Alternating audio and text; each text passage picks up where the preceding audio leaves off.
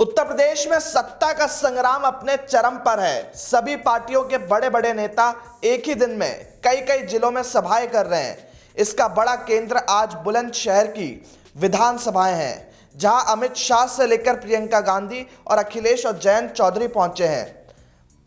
सपा के राष्ट्रीय अध्यक्ष अखिलेश यादव और आरएलडी प्रमुख जयंत चौधरी ने साझा प्रेस कॉन्फ्रेंस भी की। इस दौरान जयंत चौधरी ने कहा कि योगी आदित्यनाथ हमें जितनी धमकी देंगे हम उतने ही मजबूत होंगे।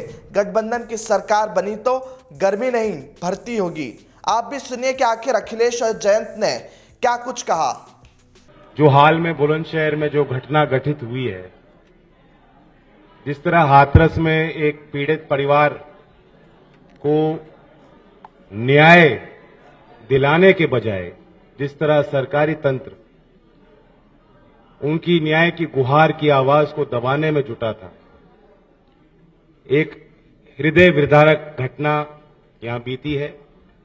मैं उस पीड़ित परिवार, हम सबकी ओर से उस पीड़ित परिवार की तरफ के प्रति संवेदना व्यक्त करना चाहता हूं और ये विश्वास दिलाना चाहता हूं कि जब हमारी सरकार आएगी जनता के आशीर्वाद से, क्योंकि किसी भी सभ्य समाज में जीरो टॉलरेंस होना चाहिए ऐसे जघन्य अपराधों के लिए, और ऐसे जघन्य अपराध रचने वालों को सख्त से सख्त कानूनी सजा मिलनी चाहिए। तो ये विश्वास दिलाता हूं कि जब सरकार आएगी और हम जिस तरह का परिवर्तन लाना चाहते हैं, जिस तरह की व्यवस्था, जिस तरह की गवर्नेंस, सुशासन जनता को देना चाहते हैं, कि महिला सुरक्षा पर बड़ी पहल कर कर उत्तर प्रदेश में व्यवहारिक परिवर्तन हम लाएंगे। उस परिवार की न्याय की लड़ाई को अंतिम मुकाम तक पहुंचाने के लिए हम सब लोग प्रयास करेंगे। आज इस बैठक में मैं एक बड़ा संकेत आपके माध्यम से देना चाहता हूं। लोग जो सत्ताधारी हैं वो कोशिश कर रहे हैं कि किसी तरह जो एकता हमारे बीच की बनी है, जिस तरह से किसान कौम, कमेरा वर्ग, सभी जाति और धर्म के लोग और खासतौर से नौजवान बड़ी उम्मीद के साथ गठबंधन के प्रति हमारे इस कारवां में साथ चल रहे हैं, जुड़ रहे हैं, कहीं ना कहीं बीजेपी वालों की बौखलाहट सामने आ रही। योगी जी की बयानबाजी को आप देखें, और बुलंदशहर भी कई बार वो आ चुके हैं, बड़े बड़े नेता कैंप कर रहे हैं और ऐसी भाषा वो प्रयोग कर रहे हैं जो कभी हमने मुख्यमंत्री के इस पद पे विराजमान कभी किसी नेता के माध्यम से ऐसी बातें सुनी नहीं। तो पद की अपनी गरिमा होती है, पद का अपना एक विश्वास होता है। ऐसा लगता है कि हार की बौखलाहट उन्हें सता रही, और आज तो कुछ मौसम भी बदला लग रहा है। लगता है कि गोरखपुर से उन्होंने कुछ कोशिश की है कि फिर दोबारा ठंड लौटे। लेकिन ये क्षेत्र किसानों की धरती रही है, किसान आंदोलन में इस क्षेत्र ने बड़ी भूमिका अदा की। यहां के घर घर में जवान देश की सीमा पर तैनात हैं, देश की रक्षा के लिए तत्पर हैं। तो हमारा तो खून भी गर्म है और देश के लिए सब कुछ न्यौछावर करने के लिए हम लोग राजी रहते हैं। तो हमें धमकी देना, इस क्षेत्र के मिजाज को मुझे लगता है योगी जी समझ नहीं पाए।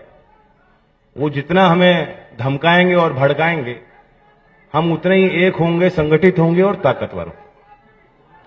इस चुनाव का मुद्दा साफ है, नौजवानों को नौकरी दिलानी है, स्वास्थ्य, शिक्षा, जमीनी मुद्दे हैं, उनको लेकर हम लोग चल रहे हैं साथ। और बहुत अच्छी व्यवहार जो अखिलेश जी लगातार कर रहे हैं, हमने अपने घोषणा पत्र में शामिल की हैं, उस पर भी अखिलेश जी बताएंगे। लेकिन सीधी सीधी बात है, किसानों को फैसला करना है और नौजवानों को फैसला करना है। ये वो सरकार है जिसने कीलें बिछाई, अवरोधक बनकर काम किया। ये वो सरकार है जो चुनाव के इतने बिल्कुल पूर्व संध्या पे भी जब बजट लाती है, किसानों के लिए कुछ नहीं। केंद्रीय बजट में आपने देखा होगा, अवलोकन किया होगा मध्यम वर्ग गरीब किसान के लिए इस पूरे बजट में कुछ नहीं। 34% तो नरेगा का बजट काट दिया।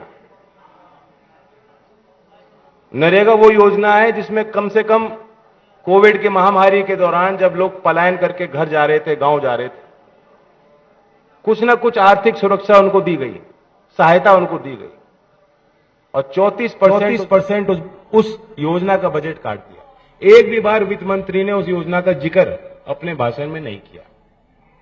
और शायद जब से निर्मला सीतारमण जी वित्त मंत्री बनी है, हालांकि उनका बजट भाषण जो है वो मुझे लगता है पीएमओ ज्यादा लिखता है, वो खुद तय नहीं करती। शायद जितने बजट भाषण दिए उन्होंने एक ही बार नरेगा योजना का जिक्र किया। और किसान को सम्मान मिले, सही समय पर भुगतान गन्ने की खेती कर रहे किसानों को मिले, और कानून की व्यवस्था सख्त हो, इस ओर हमने बड़ा संकल्प लिया है। मैं फिर दोबारा स्वागत करता हूं अखिलेश जी का, और मैं उनको आमंत्रित करता हूं कि आगे की जो है व्यवस्था वो देखें।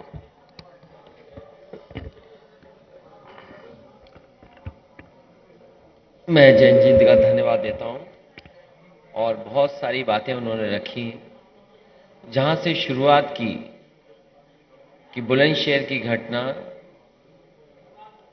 आज पूरे उत्तर प्रदेश को चिंतित कर रही है, और खासकर बेटियां, बहन ये सोच रहे हैं कि लगातार सरकार ने ये कहा कि कोई भी बेटी अगर 12 बजे भी घूमना चाहेगी तो कहीं उसके साथ कोई घटना नहीं होगी। और सरकार के केवल मुख्यमंत्री नहीं बल्कि दिल्ली से गृह मंत्री से लेकर के जितने भी सरकार के लोग हैं, ये बताने में कहीं चूक नहीं कर रहे हैं कि कानून व्यवस्था आज उत्तर प्रदेश में सबसे आगे है। लेकिन लगातार जो घटनाएं हो रही हैं, और आपके जिले में जो घटना हुई है वो हाथरस की घटना को याद दिलाता है। हाथरस की बहन के साथ जो हुआ, उसके परिवार के लोग चाहते थे कि अंतिम संस्कार उनकी मर्जी से हो जाए, लेकिन सरकार ने उसकी परवाह नहीं की। और वहीं बुलंदशहर में इतनी निंदनीय घटना हुई है, जघन्य अपराध हुआ है, अभी भी अपराधी घूम रहे हैं। अभी भी सरकार उस परिवार की मदद के लिए आगे नहीं आई है। दोषी कब पकड़े जाएंगे? हम यहां बैठे हमारे गठबंधन की तरफ से यही कहेंगे सरकार को कि दोषी जल्दी से जल्दी पकड़ें और कड़ी से कड़ी कार्रवाई हो, और जो सरकार आज मदद कर सकती है, सरकार मदद करने के लिए आगे आए। और जहां ये दावा करती है सरकार कि उसकी सरकार में बेटियां सुरक्षित हैं, कहीं कोई अपराध नहीं हो रहा है, कम से कम अब झूठ ना बोलना सरकार बंद कर दे। और अगर हम आंकड़े देखते हैं तो बड़े पैमाने पर ऐसी घटनाएं उत्तर प्रदेश में हो रही हैं, और आंकड़ों में भी कई प्रदेशों को उत्तर प्रदेश ने पीछे छोड़ा हुआ है। जो सबसे अच्छी योजना थी पुलिस रिस्पांस सिस्टम डायल 100, नाम बदल करके 112 उसको कबाड़ा कर दिया, बर्बाद कर दिया। मैं आज भरोसा दिला सकता हूं, मैंने कल भी कहा कि पहले ये तय था कि 10 और 12, 15 मिनट में पुलिस पहुंच जाए मौके पर, और इसको धीमे धीमे और अच्छा करना था जिससे कि कम समय में पुलिस पहुंच जाए। समाजवादी सरकार और आरएलडी के गठबंधन की सरकार, सहयोगी दलों की सरकार बनती है तो भरोसा दिला सकते हैं कि चाहे गाड़ियां बढ़ानी पड़े, और बेटियों बहन के लिए जिस तरीके से 1090 पावर वुमेन लाइन बनाई गई थी, अगर स्ट्रक्चरली चेंज करके बेटियों की सुरक्षा के लिए डायल 100, डायल 112 में ही कोई व्यवस्था करनी पड़ेगी तो की जाएगी।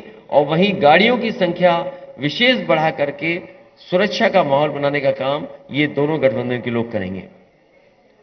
इधर मुख्यमंत्री जी की जो भाषा बदली है, पता नहीं मुख्यमंत्री क्यों भाषा बदल रहे हैं। और मुझे लगता है कि जो हवा चल रही है पहले चरण में, यहां के लोगों ने ऐसी हवा चलाई है कि भारतीय जनता पार्टी और खासकर मुख्यमंत्री जी, उनको समझ में नहीं आ रहा कि क्या कहा जाए। वो हमारे मुख्यमंत्री हैं, वो कोई कंप्रेसर थोड़ी है कि हमें ठंडा कर देंगे। हमारे बहुत सारे लोग हैं, जानते होंगे, फ्रिज में ठंडी चीज रखने के लिए कंप्रेसर होता है। कंप्रेसर खराब हो जाए तो क्या मुख्यमंत्री जी हमारे कंप्रेसर हैं?